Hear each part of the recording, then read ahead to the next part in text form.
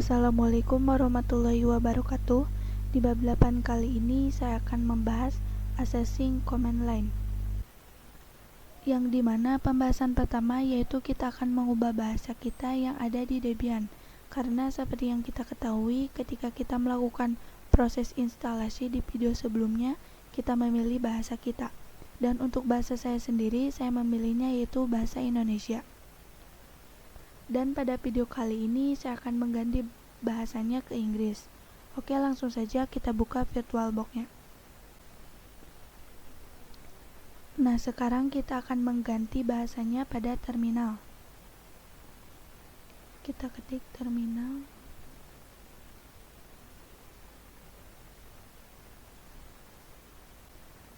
Yaitu dengan masuk ke akun root dulu, dengan perintah su, dan enter, lalu masukkan sandi root.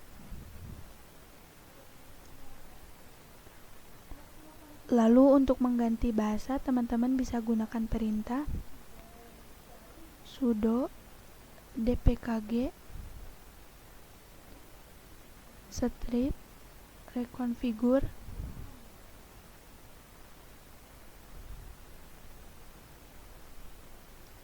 locales. Seperti ini ya, lalu enter. Nah, dia akan menampilkan seperti ini pada terminal, yang mana kita bisa ganti bahasanya di sini pada locales to be generate. Kita scroll kode dari Indonesia ke English.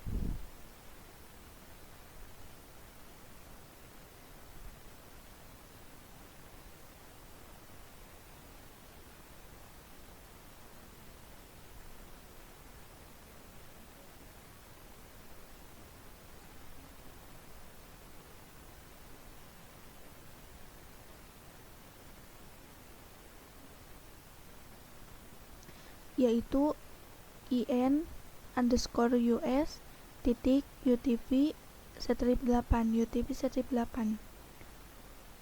Teman-teman bisa pilih klik spasi, kemudian ada tanda bintang ya, lalu enter saja, dan lalu teman-teman arahkan kursornya ke in_us. Dia akan menggenerating lokal kita. Oke, generation complete. Sekarang kita bisa mengganti bahasa kita pada aktivitas. Lalu kita cari pengaturan.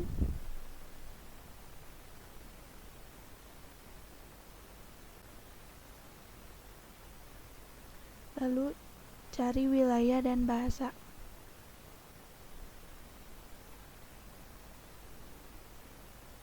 Lalu ganti bahasanya jadi bahasa Inggris. Masukkan password. Pilih.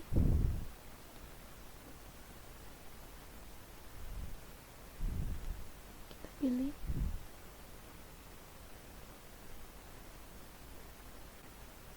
Sekarang kita mereboot Debian kita, yaitu saya keluar dulu, power off.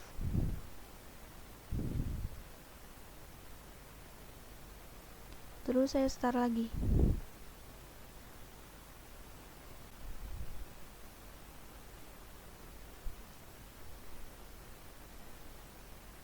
Nah, sekarang bahasanya sudah ganti ya. Tadinya di sini hari Kamis, sekarang berubah jadi bulan dulu. Nah, di sini terdapat opsi yang mana kita harus memilih bahasa kita pada penama filenya, yang mana sebelumnya desktop, unduhan, template, publik, dokumen, musik, gambar, video, dan akan menjadi desktop, download, templates, public, documents, musik, pictures, video.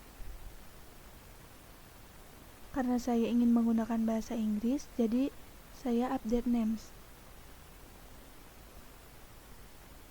Nah, sekarang sudah ganti jadi activities, karena sebelumnya aktivitas. Jadi perubahan bahasanya berhasil ya. Oke, kita lanjut ke pembahasan kedua, yaitu pengenalan basic terminal. Nah, apa sih basic terminal itu? Jadi basic terminal itu merupakan suatu konfigurasi dasar atau perintah dasar yang sangat sering digunakan pada OS Linux. Nah, jadi sebelum kita masuk, kita harus mengetahui dan menguasai tentang perintah basic atau perintah dasar yang sangat sering digunakan. Karena bagaimanapun kita ingin menggunakan perintah-perintah yang cukup rumit, sedangkan kita belum mempelajari dan menguasai perintah-perintah yang basic. Oke teman-teman, buka VirtualBox-nya, lalu di running seperti biasa, dan dibuka terminalnya. Kita ke aktivitas, lalu cari terminal.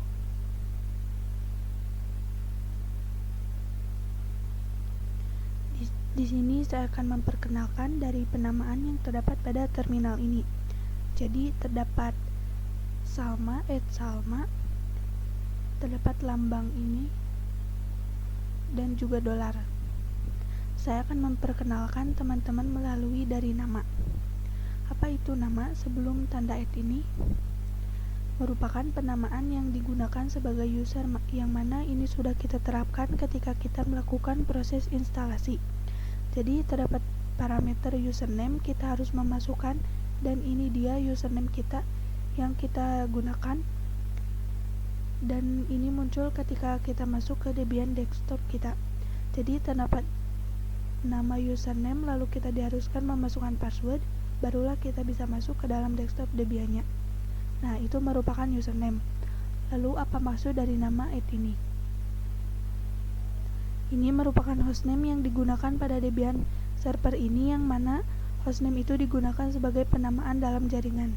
Jadi semisal server ini berada di Pontianak dan saya berada di Surabaya.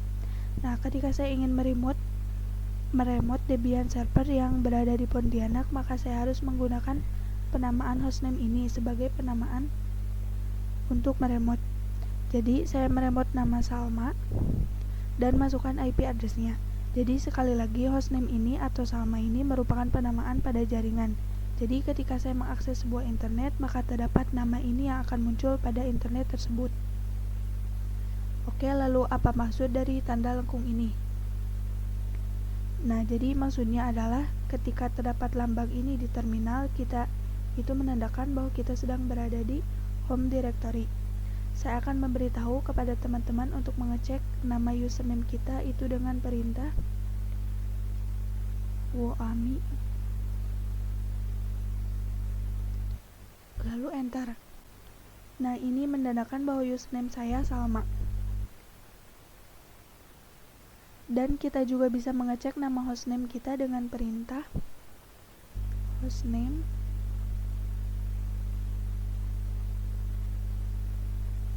ctl, enter. Nah, dia terdapat staticom name Salma, icon name komputer PM, lalu terdapat sesik PM dan informasi lainnya, yang mana karena kita menginstal sebuah virtual machine, maka sesisnya adalah PM. Karena saya menggunakan VirtualBox, maka virtualisasinya adalah Oracle. Nah, kemudian teman-teman bisa hilangkan ini dengan perintah clear, lalu enter. Dia akan hilang semua. Lalu ini merupakan tanda yang mana kita berada di home directory. Teman-teman bisa gunakan pwd untuk mengecek di mana keberadaan kita sekarang.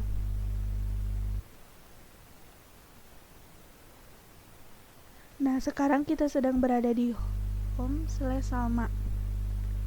Saya akan masuk ke directory lain yang mana ini merupakan saya tidak berada di home directory lagi, dengan perintah cd/etc. Ini merupakan perintah bahwa saya akan masuk ke dalam directory etc. Saya enter. Nah, maka lambang lengkungnya akan hilang karena saya sudah tidak berada di home directory lagi. Saya akan coba ke home directory lagi dengan cd/home/salma.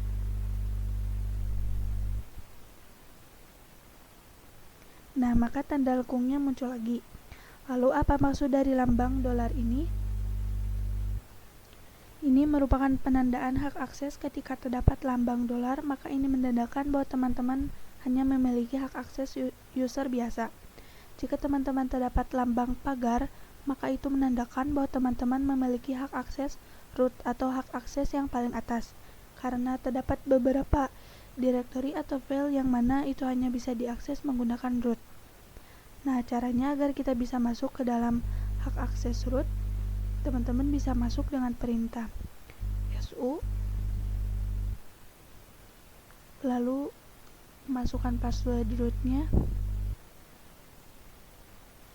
Nah, teman-teman bisa lihat tanda dolarnya sudah hilang. Itu menandakan bahwa hak akses saya sudah dalam hak akses root, sehingga saya bisa mengakses direktori apapun. Nah, kok lengkungnya dia hilang juga? Karena saya tidak berada di home directory. Kok bukannya ini berada di /home/salma? Bukannya ini menandakan bahwa saya berada di directory home? Jadi berbeda ya, home directory root dan juga home directory-nya user biasa itu berbeda. Kalau user biasa dia memang di /home/salma, cuman kalau di root itu home directory-nya adalah /root. Jadi saya akan masuk ke home directory-nya root.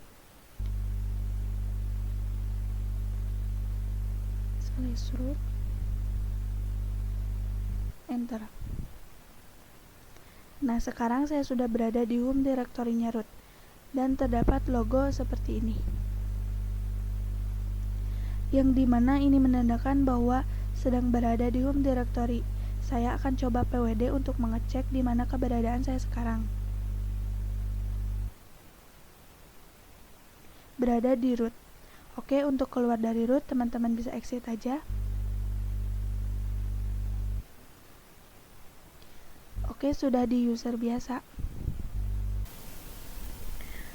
Kita lanjut ke pembahasan terakhir yang dimana kita akan membuat password root pada Ubuntu.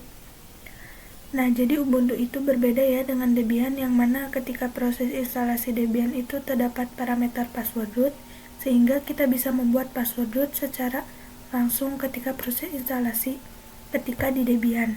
Sedangkan Ubuntu dia berbeda, karena pada Ubuntu ketika proses instalasi kita tidak terdapat atau ditampilkan parameter untuk memasukkan password root, sehingga kita tidak bisa membuat root pada proses instalasi seperti yang dilakukan oleh Debian. Langsung saja teman-teman running Ubuntu servernya yang sudah dibuat.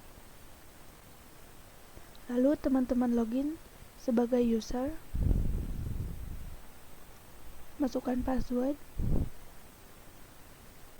Nah, kalau misal di Debian itu kita perintah su, itu dia secara langsung menampilkan parameter password seperti ini dan kita bisa masukkan password. Sedangkan di Ubuntu kita belum mengsetting password root pada Ubuntu ini, jadi kita tidak bisa masukkan password apapun.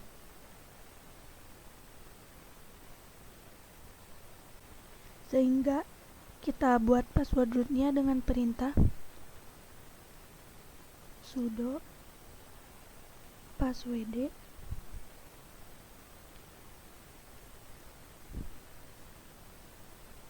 Sekarang kita diharuskan masukkan password user.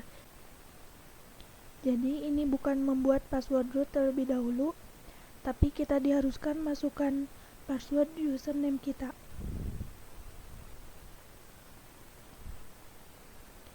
Nah, sekarang kita baru diharuskan masukkan password baru untuk root kita kali ini.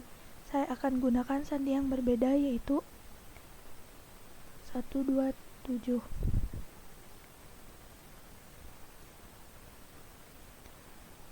Oke, kita masukkan password ulang untuk konfirmasi.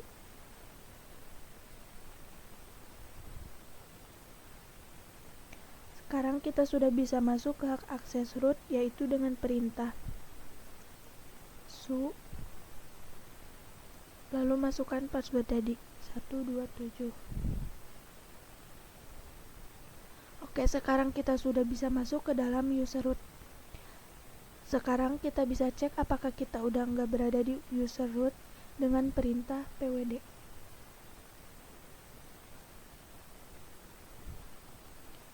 Oke, sekarang masih di home/salma. Sekarang kita coba masuk ke cd/root